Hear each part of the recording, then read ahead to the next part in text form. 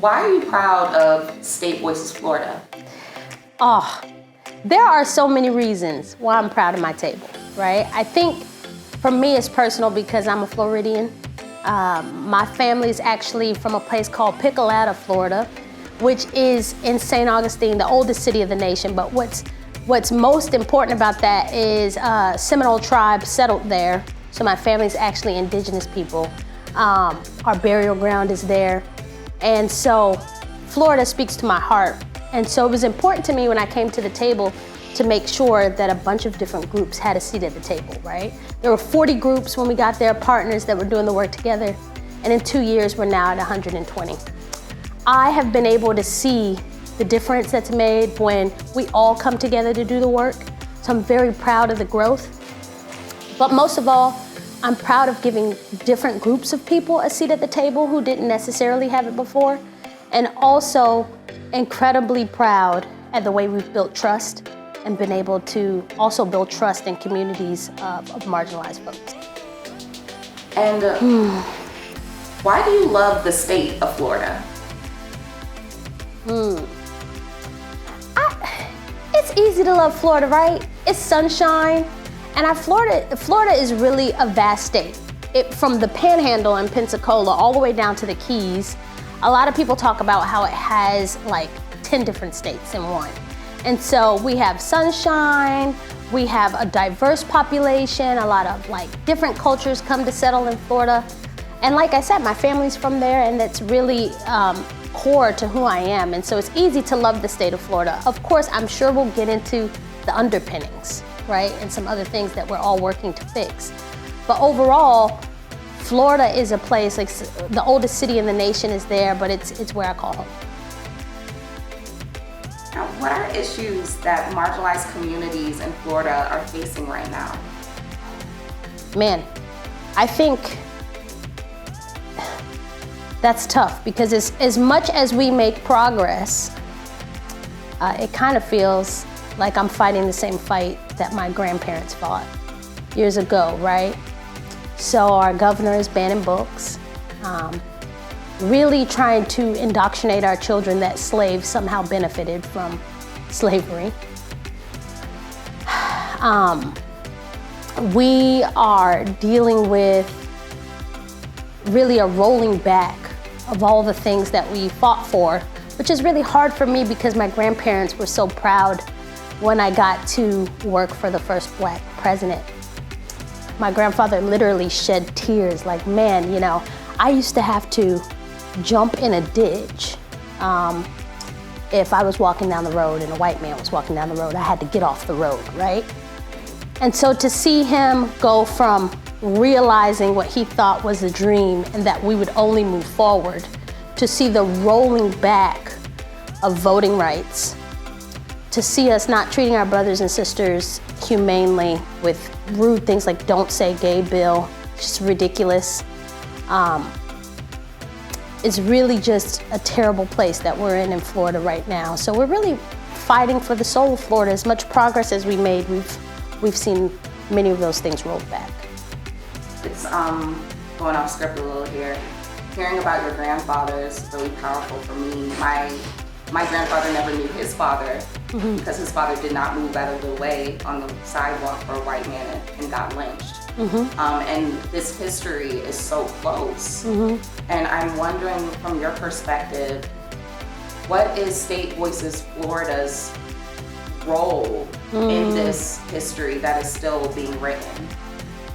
I think we touched on it just briefly when we talked about how our table's almost 3 times the size.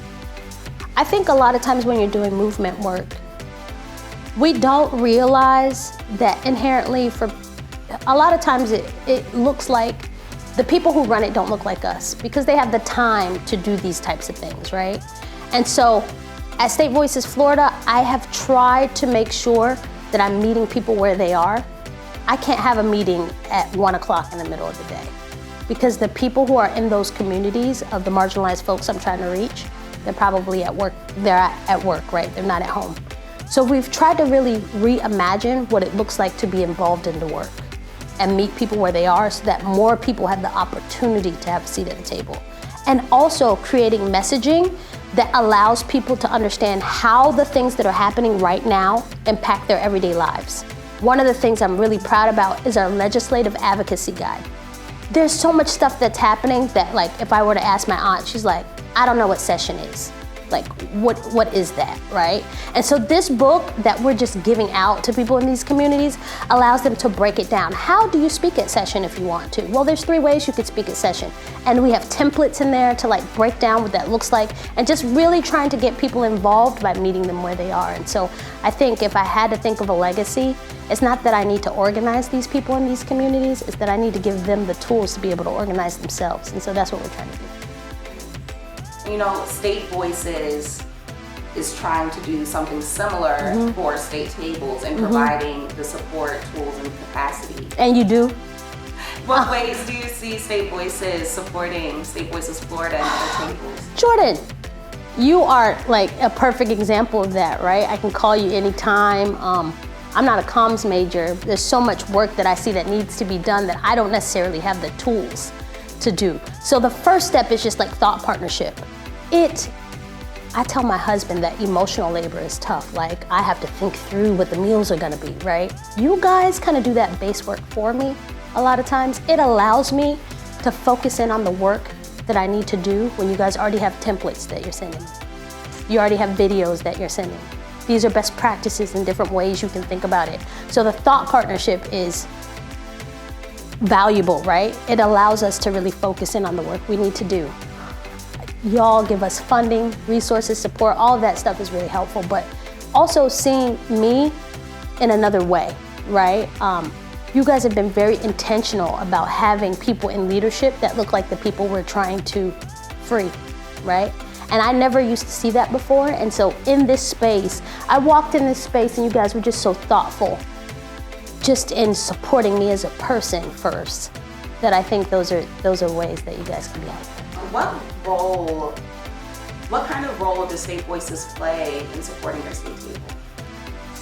So I think that it is absolutely wonderful that you are asking me this question, Jordan, because State Voices plays a tremendous role in all the work we do.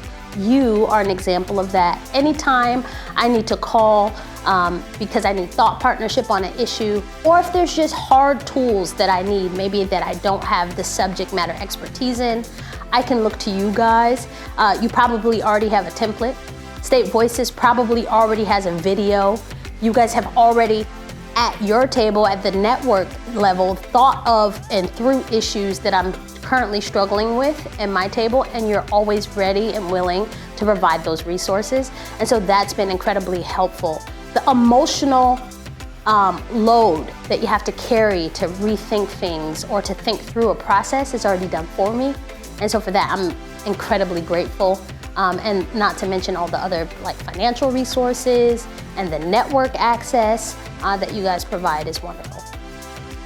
What are examples of work your partners are doing around justice for LGBTQ+ people? At State Voices Florida, we know that until there's justice for all of us, there's justice for none of us. We work with our partners on the ground, like Equality Florida, to like spotlight the injustices are happening around the Don't Say Gay bill. We're trying to make sure that we're shedding light on the inhumane treatment of transgendered folks who cannot get the care that they need. And so we're just on the front lines creating messaging and writing letters, trying to make sure that we're supporting our partners in any way that we can to get them the help they need. What is it like collaborating with and learning from other state tables in the State Voices Network? I have a picture in my head, and I can't think of this guy's name. Do you know this guy? His name's like Tony something, and he does like these like talks to like get people pumped. Yes, Tony Robbins.